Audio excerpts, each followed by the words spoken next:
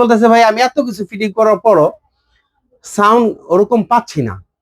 আসসালামু আলাইকুম, চলে আসলাম বিগ বিস থেকে। 96 বা 98 মডেলের করোনা, ওই গাড়িতে একটা সাউন্ড সিস্টেম করতেছি। অ্যাকচুয়ালি ওই গাড়িতে 8টা স্পিকার ফিটিং করা, 4টা মিড রেঞ্জ আর এক সেট আছে ওভাল শেপ স্পিকার, সামনে জেভিএল এর কম্পোনেন্ট স্পিকার। কিন্তু ওনার অ্যাম হলো 4 চ্যানেল ক্যানোডের। তো উনি মানে ভলিউম দিলে কেমন জানি একটা মানে সবকিছু মানে একটা ঝগড়া মানে সৃষ্টি হয়ে যায়, ভিতরে ক্লিয়ারিটি পাই না। তাই আমি বললাম যে ভাইয়া অ্যাম তো 4 চ্যানেলের অ্যাম, আপনার স্পিকার আপনার 8টা, তা আপনি এটা তো অ্যাম দেওয়া হবে না। কারণ হলো গিয়ে আপনার 6.9 যে স্পিকারটা ওভাল শেপের, ওটা আরএমএস হলে 80, আর আপনি মিড রেঞ্জ যেটা ইউজ করতেছেন এটা মিড রেঞ্জের আরএমএস হলে কি আপনার 30। সামনে যে আপনার কোম্পানির স্পিকারটা ইনস্টল করেছেন ওটা হলো আপনার 90 ওয়াট আরএমএস, আর মিড রেঞ্জ হলো গিয়ে আপনার 40 ওয়াট আরএমএস।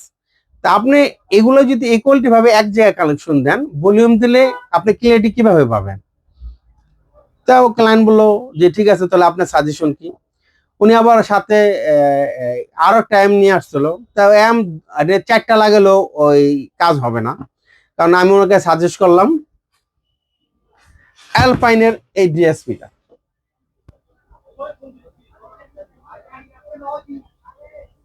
এই ডিএসপিটার সাজেস্ট করার কারণ একটাই, সেটা হলো গিয়ে এটার চ্যানেল হলো 8টা চ্যানেলে এক একটা স্পিকারের জন্য এক একটা ওয়ার্ডে এটা ভাগ করা আছে।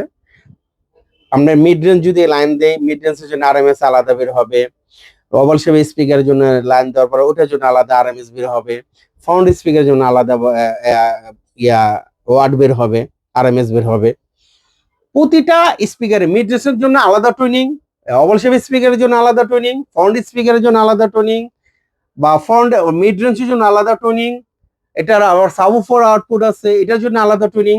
কারণ পুরা ইকুয়ালিটি যেটা যেখানে যতটুকু লাগবে ততটুকু অনুযায়ী টুনিং করা যাবে, ক্লিয়ারিটি অটোমেটিক চলে আসবে।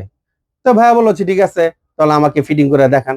তা চলেন দেখি ফিটিং করি কি অবস্থা। এই হলো করোনা প্রিমিয়াম গাড়িটা, এই গাড়িটার ভিতরে আমরা ইনস্টল করব। অ্যাকচুয়ালি ক্যানোডের অ্যাম ছিল, এটা 4 চ্যানেলের, এটা খুলে ফেলেছি। এটা হলো পাইনিয়ারের মনিটর, এই ফিটিং করা হয়ে গেছে অবশ্য, কানেক্ট করেছি। আর সাবউফারের জন্য আমরা রকফোর্ড ফার্স্ট গ্রেডের একটা অ্যাম্পলিফায়ার দিয়েছি। আর সাবউফারটা হলো আপনার ক্যানোডের 2000 ওয়াটের।